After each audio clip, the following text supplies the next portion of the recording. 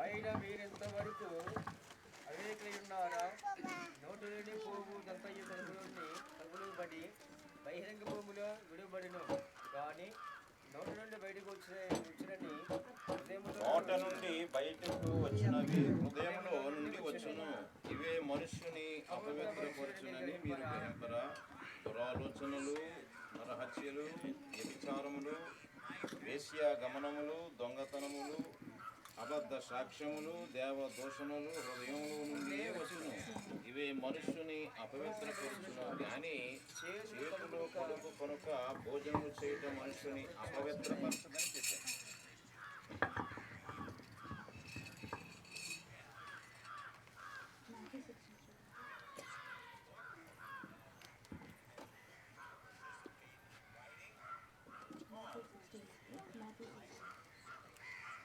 మత్తయి సువార్త 16వ అధ్యాయము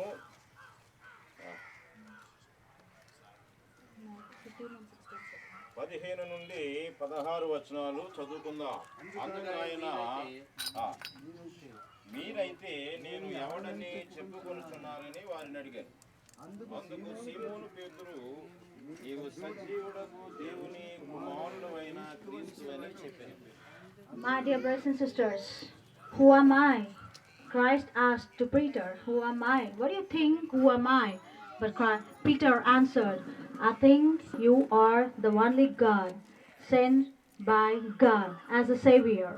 And this was again asked by the Pilate at Gethsemane when he was tortured for all the 40 hours before his death. For all the 3 days he was tortured for 40 hours for you and me in the Gethsemane garden, in the Gethsemane place before Pilate. Pilate was also asked, who are you, do you think? And Jesus told, who am I? అంటే Roman క్యాథలిక్స్గా పిలువబడుతున్న కొంతమంది ఒక గవర్నమెంటే అది. వారు బయలుదేరి యేసు క్రీస్తు కంటే ఆయనకు జన్మనిచ్చిన ఆవిడే గొప్పది అని, అసలు మొదటిగా ఆరాధించవలసినటువంటి వ్యక్తి, శక్తి, పర్సనాలిటీ ఒక స్త్రీ అని, అనగా మేరీమాతని, ఆ తర్వాత ఆ తక్కువ ప్రాముఖ్యం ఉన్నవాడు యేసుక్రీస్తు వారు అని వారు యేసుక్రీస్తు వారు ప్రాముఖ్యాన్ని తగ్గించి వారు ఒక కల్ట్ తయారు చేశారు. చూసారండి, ఈరోజు ఈ విశ్వాసులు ఎలాగైపోయారంటే, ఆ గౌరీపట్నాన్ని కొన్ని ఫోటోలు అమ్ముతున్నారండి. ఒక పక్కనేమో యేసుక్రీస్తు వారు, మరో పక్కనేమో రచ్చరేకు. పోనీ ఆవిడన్నా పర్లేదండి, ఒక పక్కన ఏంటండి రచ్చరేకు, దయ్యాలు రాకుండానే. ఇంక యేసుక్రీస్తు వారు ఉంటే దయ్యాలు వస్తాయేటి అంటే వాళ్ళ విశ్వాసం ఎలా ఉందో చూడండి. అంటే ప్రజలదా ఇది పొరపాటు, వాళ్ళని తయారు చేసే బోధకులదా? ఇవి అమ్మేవారు ఎవరండి? పెద్ద పెద్ద నిలువుటంగిలు వేసుకున్నా దేవునికి అంకిత అయిపోయాం, మా జీవితాలు దేవునివి అని చెప్పుకుంటున్నా వాళ్ళే ఒక పక్కన యేసుక్రీస్తు వారు, మరో పక్కన రచ్చరేకు. అంటే నువ్వు సైతాన్ని పూజిస్తున్నావా, దేవుణ్ణి పూజిస్తున్నావా అంటే అయోమయ పరిస్థితుల్లో వాళ్ళు వచ్చేసారండి. దేవుని బిడ్డలారా, నా తోటి స్నేహితులారా, ఇలాగ ప్రజలు అయోమయ పరిస్థితుల్లోనికి వచ్చారు అంటే ఎవరిదే తప్పు చెప్పండి ఒకసారి. ఏమండి, బోధ చేసే మనదే పొరపాటు. ఆ విషయాన్ని మనం ఒప్పుకోవాలండి. బోధ చేసే నాయకులు మనం, ప్రజలను నడిపించవలసిన ఒక దిశ నిర్దేశం చేసేవాళ్ళం మనం. ఒక కొడుకు చెడిపోవడం అనుకోండి కుటుంబంలో, దానికి బాధ్యత ఎవరిదండి? ఒక కూతురు చెడిపోయింది అనుకోండి, ఒక కుటుంబంలో బాధ్యత ఎవరిదండి? మరి విశ్వాసులు చెడిపోతున్నారు అనుకోండి, బాధ్యత ఎవరిదండి? చెప్పండి. మనదే. బోధకులం అని చెప్పుకుంటున్నా మనదే ఆ పొరపాటు. కనుక మనం సరైన రీతిలో బోధనలు వాళ్ళకి చేయగలగాలి. వ్యక్తిగత జీవితాలు వేరు, దేవుని కోసం బోధించే బోధనలు వేరు. దేవునికి స్తోత్రం. ఆయన అన్నమాట ఏంటండి? సాతానా గెట్ అవుట్ ఫ్రమ్ మీ, వెళ్ళిపో, నా తండ్రి అయిన దేవునికి తప్ప నేను ఎవరికి సాష్టాంగపడను అన్నాడు. దేవునికి మహిమ కలుగును గాక.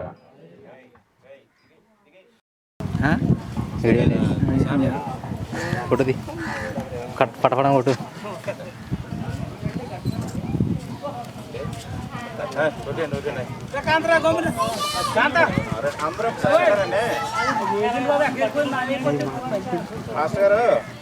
అందరూ ఒకసారి ఇలా తీసుకొచ్చే ఇలాగండి, ఇక్కడండి, ఇక్కడే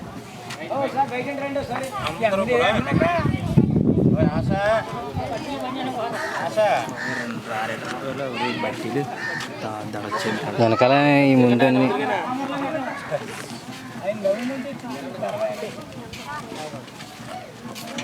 తీరా రే రే, సగం ముక్కలు కాదురా, మొత్తం కొట్టాలి, మొత్తం ఫుల్. సగం ముక్కలు కాదు, మొత్తం నడుస్తున్న ఫోటో అంత పడాలి. ఒకసారి తీసి పట్టుకో, కొడతా కదరా. ఇప్పుడు దీనికి వాయిస్ రాదు కదా రమేష్? గమనించండి.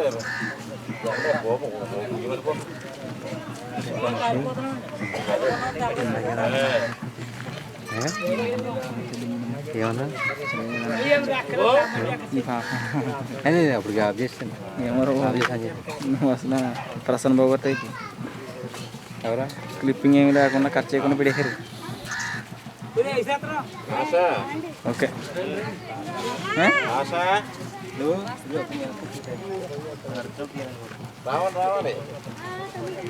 నడుస్తున్నాడు వచ్చి మనం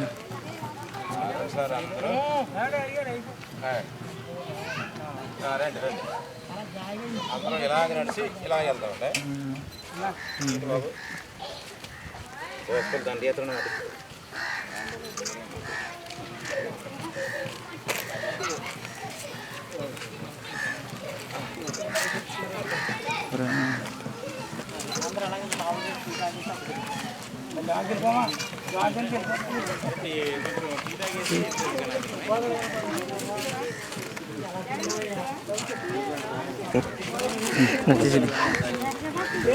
ఇప్పుడు ఇది అది అదే సార్ తర్వాత ఏం చేసుకుంటాం మీడియం సైజ్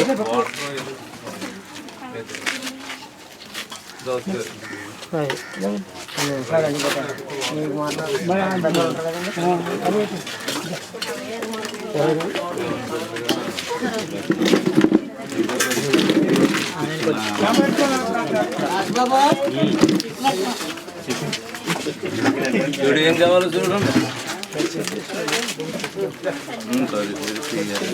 దేవుని పరిస్థితి చాలా నిద్ర చేశారు.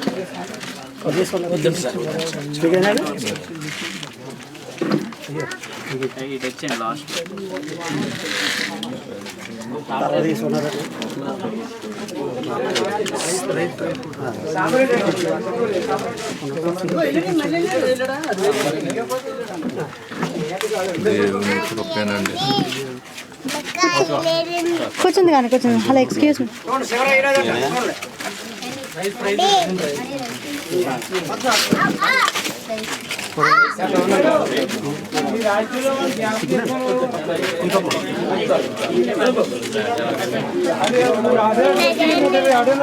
ఉండే మనం కూర్చోవచ్చు కదా. కూర్చుంది కానీ నువ్వు మొన్న అందరు కూర్చుందా?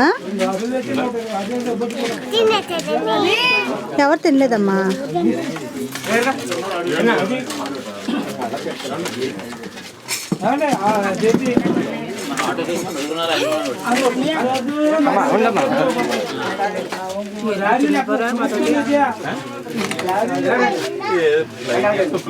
మీరు తినేటప్పుడు ఫోటో తీసేదారు మరి.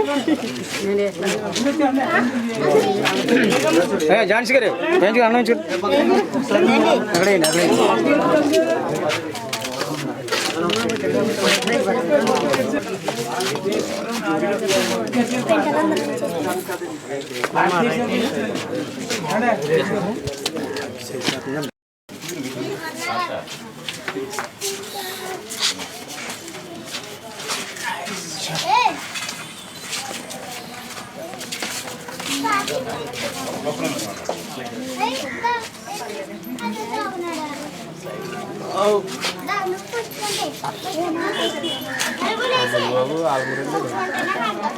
మొత్తం కవర్ చేయరా, కొంచెం వెనక్కుండు, వెనక్కుండి మొత్తం కవర్ చేయి. పంట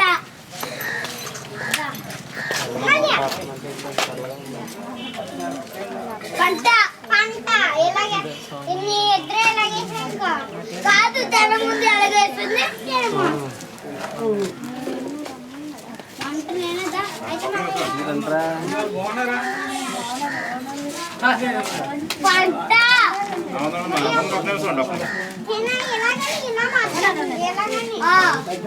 కాదు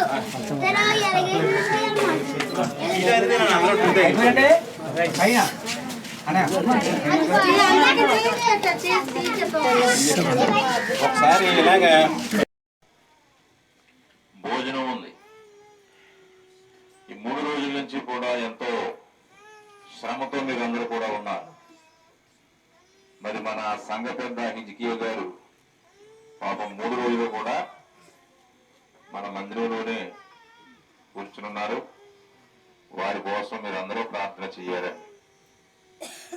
ఇప్పటి వరకు వారి జీవితంలో దేవుడు అనేకమైన అద్భుత కార్యాలు చేశారు.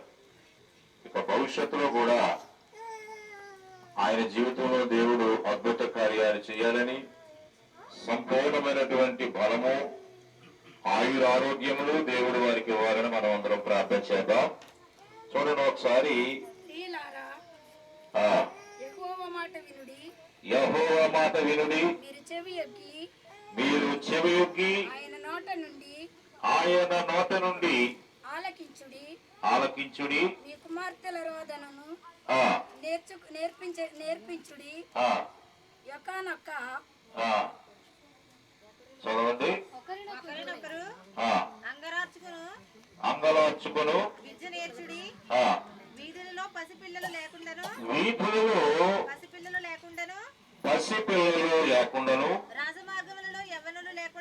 రాజమార్గములలో యవ్వనులు లేకుండాను వారిని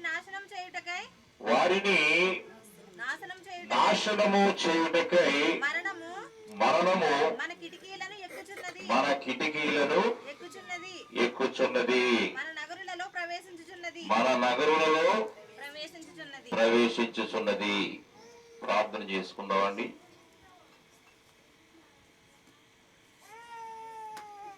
మహాపరిశుద్ధుడా, సర్వోన్నతుడా, సర్వాధికారి, ఇదిగో నాయన, ఇది 3వ దినము 6వ ఆరాధనలోనికి ప్రభువా మేమందరము క్షేమముగా మీ సన్నిధిలో సమకూడి మిమ్మల్ని ఆరాధించడానికి, స్తుతించడానికి మీరు ఇచ్చినటువంటి కృపా సమయమును బట్టి కోట్లాది వందనాలు, స్తోత్రాలు, స్తుతులు చెల్లిస్తున్నాం ప్రభువా. ఇది నాయన మా మధ్యకు చక్కటి దైవజనులను మీరు తోడుకుని వచ్చారు. బలమైనటువంటి విలువైనటువంటి మాట దేవునికి స్తోత్రం కలుగునుగాక. పరిగెట్టుకుని వచ్చి మరి యేసుక్రీస్తు వారి మీద ముందు మోకాలు ఉన్నాడు అంటే అది ఎంత గొప్ప విశ్వాసం అతనిలో ఉందో ఒకసారి ఆలోచన చేయండి. ఏమండి, చాలా మంది మందిరంలోనికి వచ్చి శుభ్రంగా కుర్చీలో కూర్చుని కునుకులు వేస్తూ ఉంటారు. ఏమండి, కానీ ఈయన ఏం చేశాడట, పరిగెత్తుకుని వచ్చేసి అది మరి ఏ మార్గము, అది ఏ రకంగా ఉన్న ప్రదేశం అనేది బైబిల్లో రాయబడలేదు. కానీ దిగ్గురు అని మోకలు ఉన్నట్టు అది కంకర అయి ఉండొచ్చు, లేకపోతే బొగ రోడ్డు అయి ఉండొచ్చు, లేకపోతే తార్ రోడ్డు అయి ఉండొచ్చు. మనకు రాయలేదు కనుక దాని గురించి మనం చెప్పుకోకూడదు. అది ఏ స్థలం అయినప్పటికీ కూడా ఆయన ఎక్కడున్నారో అక్కడికి వచ్చిన తక్కువ మోకలు లేనటువంటి ఎంత విశ్వాసము గల ఎంత భక్తిపరుడో ఒకసారి మనం ఆలోచన చెయ్యాలి. తర్వాత ఆయన అడుగుతున్నటువంటి క్వశ్చన్ చాలా యోగ్యమైనదిగా కనబడుతుందండి. ఆయన అడుగుతున్నటువంటి క్వశ్చన్ యేసుక్రీస్తును కోరుతున్నటువంటి కోరిక చాలా యోగ్యమైనదిగా కనబడుతుంది. ఆయన వచ్చి నాకు డబ్బులు ఈ ప్రభు అని అడగలేదు. లేకపోతే నా ఇంట్లో సమస్య ఉంది, సమస్య తీర్చే ప్రభు అని అడగట్లేదండి. లేకపోతే నేను ఇల్లు కట్టుకోవాలి ప్రభు, నాకు సహాయం లేదు, సహాయం చేయని అడుగుతలేదండి. లేకపోతే నాకు ఇంట్లో ఆరోగ్యం బాగలేదు, నన్ను స్వస్థపరచండి ప్రభు అని అడుగుతలేదండి. ఏ కోరిక దేవుని అడుగుతలేదు ఆయన. ఏ పర్సనల్లో కోరిక కూడా ఆయన అడుగుతలేదండి. ఆయన వ్యక్తిగతమైనటువంటిది ఏది కూడా ఆయన అడుగుతలేదు. ఆయన అడిగేది ఏంటంటే భవిష్యత్తు కోసం, తన భవిష్యత్తు కోసం ఆయన అడుగుతున్నాడు.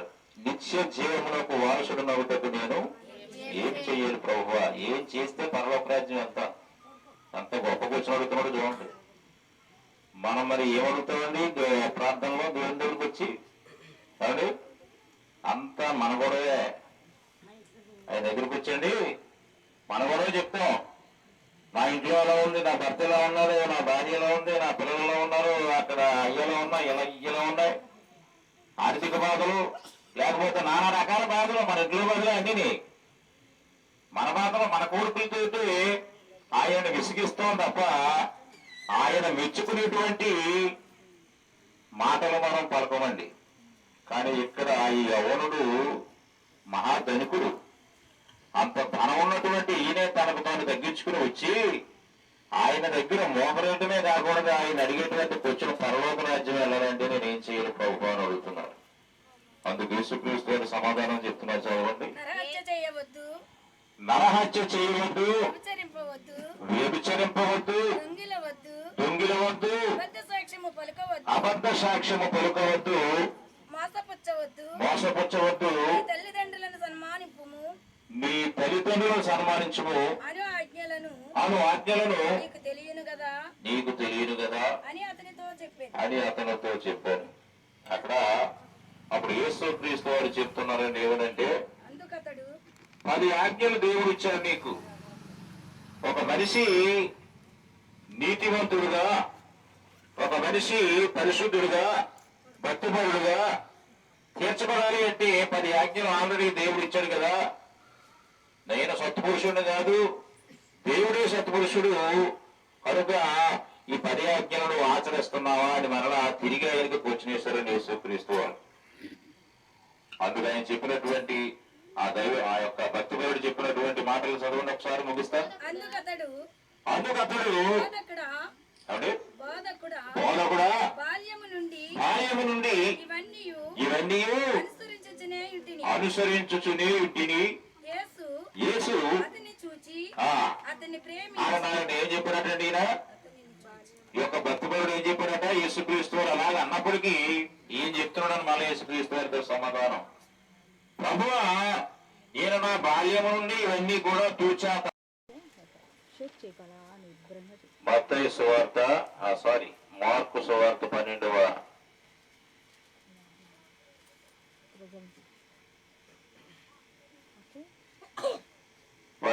అధ్యాయము 7వ వచనం నుంచి చదవండి.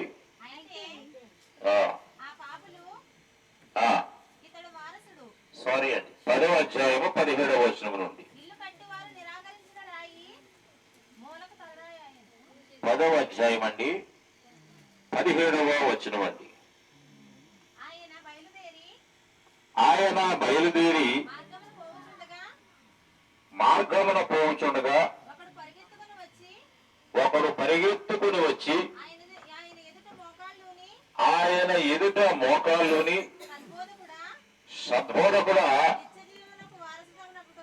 నిత్య జీవమునకు వారసుడు నవ్వుటకు నేను ఏమి చేయవలెనని మనసా వాచా కర్మన ఎవరైతే త్రికరణ శుద్ధిగా దేవుని నమ్ముతారో వారికే ఆ తలాంతులు దొరుకుతాయి. మరి దేవుని బిడ్డలారా, నిన్న మొన్న కూడా మనం ధ్యానించుకున్నాం. దేని నిమిత్తం? ఇర్మియా గ్రంథము కొంతవరకు ప్రార్థన చేసిన రాజు గారికి,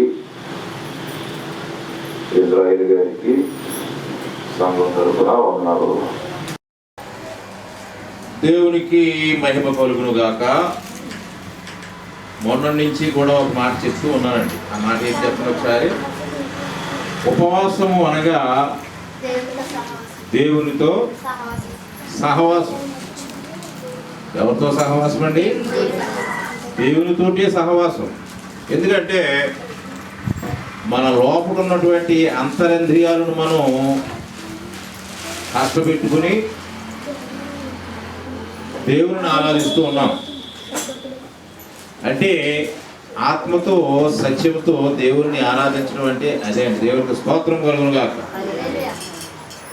దేవుని బిడ్డలారా, దేవునితో సహవాసము అంటే మనుష్యులకు ఎట్టి మరి ధన్యతో మీ అందరికీ తెలుసుంటుంది. మనం 3 రోజుల నుంచి కూడా దేవునితో సహవాసంలో ఉన్నాం. మీ అందరికీ ఒక సందేశం రావచ్చు. ఇదేంటంటే మరి ప్రతి ఆదివారం కూడా మరి గుళ్ళోకి వస్తున్నాం కదా, చూడండి పెట్టు. మరి ప్రతి వారం ఆరాధన చేస్తున్నాం కదా, మరి అవన్నీ ఆరాధనలే కదా. మరి అవన్నిటినీ పక్కన పెట్టి ఇప్పుడు ఈ 3 రోజులు మాత్రమే మరి దేవునితో సహవాసం అంటున్నారు ఏంటి అనేటువంటి ఆలోచన మీ అందరికీ రావచ్చు. దానికి సమాధానం ఏంటంటే ఈ 3 రోజులు కూడా మనం మరి మీలో ఎంతమంది మరి ఉపవాసంతో ఉన్నారో నాకు తెలియదు కదండి. ఉపవాసం ఉన్నవారు ఒకసారి చేతులు ఎత్తండి. ఉన్నారా? దేవునికి స్తోత్ర. ఉపవాసం ఉన్న మీరందరూ కూడా చాలా ధన్యజీవులు. ఎందుకంటే మీ ఉపవాసాన్ని దేవుడు లక్ష్య పెడుతూ ఉన్నాడు. ఈ 3 రోజులు మీరు చేసినటువంటి ఉపవాసానికి తగ్గ ప్రతిఫలాన్ని మీరు త్వరలో అందుకుంటారు. దేవునికి మహిమ కలుగును గాక.